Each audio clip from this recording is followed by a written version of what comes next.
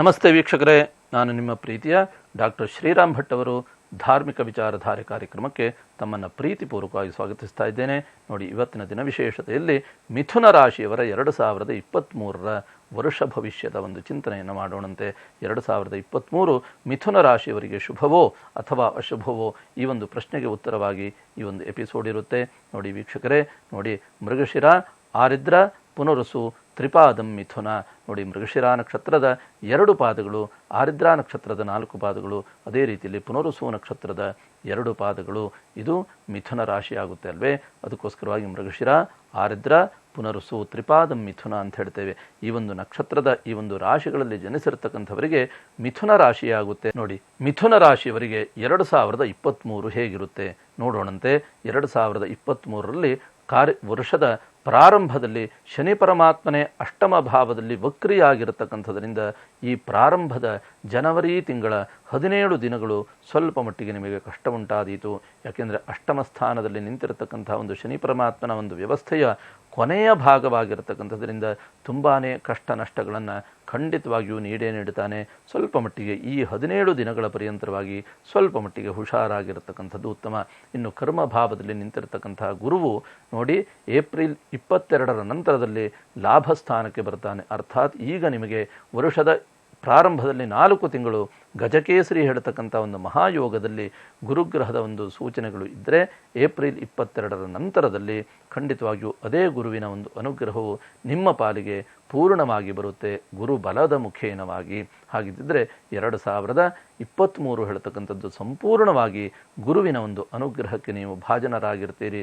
ಅಂತಂದರೆ ಉದ್ಯೋಗ ಇರಬಹುದು, ವ್ಯವಹಾರ ಇರಬಹುದು, ಅಥವಾ ವಿವಾಹ ಇರಬಹುದು, ಅಥವಾ ಆರ್ಥಿಕತೆಯ ಒಂದು ವಿಚಾರದಲ್ಲಿರಬಹುದು, ಅಥವಾ ಧನ ಕನಕ ವಸ್ತು ವಾಹನಾದಿ ಅಷ್ಟೈಶ್ವರ್ಯವನ್ನು ಆ ಒಂದು ಗುರುಗ್ರಹವು ಖಂಡಿತವಾಗಿಯೂ ಈ ಒಂದು ವರ್ಷ ನಿಮಗೆ ಕೊಟ್ಟೇ ಕೊಡ್ತಾನೆ ಹೇಳ್ತಕ್ಕಂಥ ಒಂದು ಶುಭದ ಮಾತುಗಳನ್ನು ಸೂಚಿಸ್ತಾ, ಇನ್ನು ರಾಹುಕೇತುವಿನ ಒಂದು ಚಿಂತನೆಯನ್ನು ಮಾಡಿ ಹೊರಟ್ರೆ ನೋಡಿ, ಕರ್ಮ ಲಾಭಸ್ಥಾನದಲ್ಲೇ ರಾಹುವಿನ ಒಂದು ಸಂಚಾರವು ಅಕ್ಟೋಬರ್ 30ರವರೆಗೂ ಕೂಡ ಇರತಕ್ಕಂಥದ್ದು. ಇನ್ನು ಈ ಒಂದು ಮಿಥುನ ರಾಶಿಯವರಿಗೆ ಪಂಚಮ ಭಾವಸ್ಥಿತನಾಗಿರತಕ್ಕಂಥ ಕೇತುಗ್ರಹವಾಗಿರತಕ್ಕಂಥದ್ರಿಂದ ಸಂತಾನದ ಒಂದು ವಿಚಾರದಲ್ಲಿ ಮಾತ್ರ ಅಶುಭದ ಒಂದು ಸೂಚನೆಗಳು. ಎಲ್ಲಿಯವರೆಗೆ? ಅಕ್ಟೋಬರ್ 30ರವರೆಗೆ. ಹಾಗಿದ್ದರೆ ಅಕ್ಟೋಬರ್ 30 ಕಳೆದ ನಂತರದಲ್ಲಿ ನವೆಂಬರ್ ಮತ್ತು ಡಿಸೆಂಬರ್ ತಿಂಗಳಿನಲ್ಲಿ ಗುರುಬಲವೂ ಕೂಡ ಇರತಕ್ಕಂಥದ್ರಿಂದ ಖಂಡಿತವಾಗಿಯೂ ಸಂತಾನಾಪೇಕ್ಷೆಗಳಿಗೆ ಶುಭದ ಒಂದು ಕಾಲ ಈ ವರ್ಷದ ಕೊನೆಯ 2 ತಿಂಗಳುಗಳು ಮಾತ್ರ.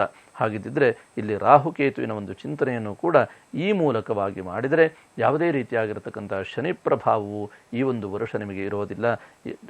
ಇದೇ ತಿಂಗಳು ಅರ್ಥಾತ್ ಜನವರಿ 17ರವರೆಗೆ ಮಾತ್ರ ನಿಮಗೆ ಅಷ್ಟಮ ಶನಿಯ ಪ್ರಭಾವ ಇರತಕ್ಕಂಥದ್ದು ಬಿಟ್ಟರೆ, ತದನಂತರದಲ್ಲಿ ಇನ್ನೆಲ್ಲವೂ ಕೂಡ ಒಳಿತೇ ಇರತಕ್ಕಂಥದ್ರಿಂದ ಎಲ್ಲಾದರೂ ಹೊಸ ಇನ್ವೆಸ್ಟ್ಮೆಂಟನ್ನು ಮಾಡ್ತಕ್ಕಂಥವರು, ಸೈಟನ್ನು, ಭೂಮಿಯನ್ನು, ಜಮೀನನ್ನು ಖರೀದಿ ಮಾಡ್ತಕ್ಕಂಥವರಿಗೆ ಈ ಒಂದು ವರ್ಷ ಅತ್ಯಂತ ಶುಭವಾಗಿರುತ್ತೆ.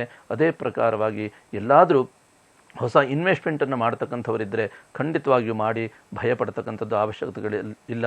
ಅಥವಾ ಉದ್ಯೋಗವನ್ನು ಬದಲಾವಣೆಯನ್ನು ಮಾಡ್ತೀರಿ ಅಂತಂದರೆ ಖಂಡಿತವಾಗಿಯೂ ಒಂದು ವರ್ಷದಲ್ಲಿ ಯಾವುದಾದ್ರೂ ಒಂದು ಸಮಯದಲ್ಲಿ ಖಂಡಿತವಾಗಿಯೂ ಒಳ್ಳೆಯ ಶುಭ ಮುಹೂರ್ತದಲ್ಲಿ ಉದ್ಯೋಗವನ್ನು ಬದಲಾಯಿಸ್ತಕ್ಕಂಥದ್ದನ್ನು ಮಾಡಿಕೊಳ್ಳಿ. ಅದರಿಂದಲೂ ಕೂಡ ನಿಮಗೆ ಲಾಭಾಂಶವನ್ನೇ ನೀವು ಚಿಂತಿಸಬಹುದು. ಖಂಡಿತವಾಗಿಯೂ ಮುಂಚೆ ಯಾವೊಂದು ಉದ್ಯೋಗದಲ್ಲಿದ್ದೀರೋ ಆ ಒಂದು ಉದ್ಯೋಗಕ್ಕಿಂತಲೂ ಕೂಡ ಮುಂದಿನ ಒಂದು ಸ್ಥಾನವನ್ನು ಖಂಡಿತವಾಗಿಯೂ ನೀವು ಅಲಂಕರಿಸ್ತೀರಿ, ಅದಕ್ಕೆ ಸಂಶಯವಿಲ್ಲ. ಹಾಗಿದ್ದರೆ ಒಟ್ಟಾರೆ ಮಿಥುನ ರಾಶಿಯವರಿಗೆ ಈ ಒಂದು 2023 ಹೇಳ್ತಕ್ಕಂಥದ್ದು 80% ಶುಭವಾದರೆ ಇನ್ನು 20% ಮಾತ್ರ ಅಶುಭಾದಿ ಫಲಗಳ ಒಂದು ಚಿಂತನೆಯನ್ನು ಮಾಡಬಹುದು ಅಂತ ಹೇಳ್ತಾ, ದೋಷಗಳ ಪರಿಹಾರಾರ್ಥವಾಗಿ ನೋಡಿ ಬುಧಂ ನಾರಾಯಣಂ ವಿಂದ್ಯಾತ್ ಹೇಳ್ತಕ್ಕಂಥ ಒಂದು ಆಧಾರ ನಮ್ಮಲ್ಲಿದೆ ಅಲ್ವೇ. ಹಾಗಿದ್ದರೆ ಪ್ರತಿನಿತ್ಯ ವಿಷ್ಣು ಸಹಸ್ರನಾಮಾದಿ ಪಾರಾಯಣವನ್ನು ಮಾಡ್ತಕ್ಕಂಥದ್ದನ್ನು ಮರೆಯಬೇಡಿ. ಅಥವಾ ಅಷ್ಟಾಕ್ಷರಿ ಮಂತ್ರವನ್ನು ಮನಸ್ಸಿನಲ್ಲಿ ಹೇಳ್ಕೊಳ್ತಕ್ಕಂಥದ್ದನ್ನು ಮಾತ್ರ ಮರೆಯಬೇಡಿ. ಓಂ ಓಂ ನಮೋ ನಾರಾಯಣಾಯ ಈ ಒಂದು ಮಂತ್ರವನ್ನು ಸಮಯ ಸಿಕ್ಕಾಗಲೆಲ್ಲ ಹೇಳಿಕೊಳ್ಳಿ. ಅಥವಾ ವಿಶೇಷವಾಗಿರತಕ್ಕಂಥ ಬುಧಗ್ರಹದ ಒಂದು ಪ್ರೀತ್ಯರ್ಥವಾಗಿ ಈ ಒಂದು ವರ್ಷ ಬುಧ ಶಾಂತಿ ಪೂಜೆಯನ್ನು ಮಾಡಿಸಿ, ವಿಶೇಷವಾಗಿರತಕ್ಕಂಥ ಹೆಸರು ಕಾಳನ್ನು ಹಸಿರು ಬಟ್ಟೆಯಲ್ಲಿ ಕಟ್ಟಿ ದಾನವನ್ನಾಗಿ ನೀಡ್ತಕ್ಕಂಥದ್ರಿಂದಲೂ ಕೂಡ ಈ ಒಂದು ಮಿಥುನ ರಾಶಿಯವರು ಅತ್ಯಂತ ಶುಭದ ನಿರೀಕ್ಷೆಯನ್ನು ತಾವುಗಳು ಪಡಬಹುದು ಅಂತ ಹೇಳ್ತಾ, ನಾಳೆ ಕರ್ಕಾಟಕ ರಾಶಿಯವರ ಫಲಾಫಲಗಳು 2023ರ ಕರ್ಕಾಟಕ ರಾಶಿಯವರ ಫಲಾಫಲಗಳ ಒಂದು ಚಿಂತನೆಯನ್ನು ಮಾಡೋಣಂತೆ. ಶುಭವಾಗಲಿ ವೀಕ್ಷಕರೇ. ನಮ್ಮನ್ನು ನೇರವಾಗಿ ಭೇಟಿಯಾಗಲಿಕ್ಕೆ ತಾವು ಇಚ್ಛೆಪಟ್ಟಲ್ಲಿ ಬೆಂಗಳೂರಿನಲ್ಲಿ 3 ಬ್ರ್ಯಾಂಚಸ್ ಇದೆ. ಒಂದು MG ರೋಡ್, ಪೀಣ್ಯ ಮತ್ತು ಮಲ್ಲೇಶ್ವರಂನಲ್ಲಿ ನೇರವಾಗಿ ಒಂದು ಭೇಟಿಯಾಗಬಹುದು. ಅದೇ ಪ್ರಕಾರವಾಗಿ ಇನ್ನೊಂದು ಹೊಸ ವಿಚಾರ, ನಮ್ಮ ಇದೇ ಪಬ್ಲಿಕ್ ಡಿಜಿಟಲ್ ವಾಹಿನಿಯಲ್ಲಿ ನಮ್ಮ ಧಾರ್ಮಿಕ ದಿನ ಭವಿಷ್ಯ ಹೇಳ್ತಕ್ಕಂಥ ಒಂದು ವಿಶೇಷವಾದಂಥ ಒಂದು ಕಾರ್ಯಕ್ರಮ ಪ್ರತಿನಿತ್ಯ ಪ್ರಸಾರವಾಗುತ್ತೆ. ಆ ಒಂದು ಕಾರ್ಯಕ್ರಮವನ್ನು ಕೂಡ ತಪ್ಪದೇ ವೀಕ್ಷಿಸಿ ಹೇಳ್ತಕ್ಕಂಥ ಸಲಹೆ ಮೇರೆಗೆ ನಾಳೆ ಮತ್ತೆ ತಮ್ಮನ್ನು ಭೇಟಿಯಾಗ್ತೀನಿ. ಅಲ್ಲಿವರೆಗೂ ಧನ್ಯವಾದಗಳು. ನಮಸ್ಕಾರ.